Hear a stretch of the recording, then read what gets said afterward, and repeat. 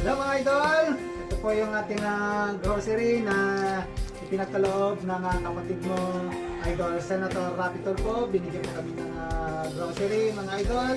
And then may mga bigas, may mga pagkain, iba't ibang klase mga idol.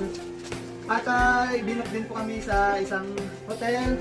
And then nag-overnight po kami doon.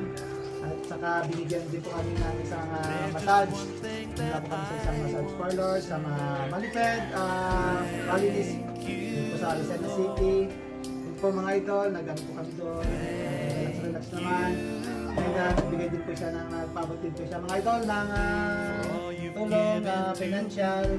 Kaya maraming salamat po sa kapatid mo mga idol na tumapitol po sa lahat po ng crew, ina Mag Giselin, ina Mag Carmi, Rivera, yung mga segment producer.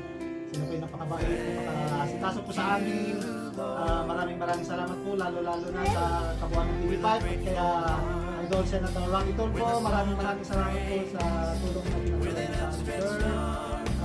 May God bless you more, sir. Pinagdala sa kayo ng ating mga pamilya. Thank you so much po.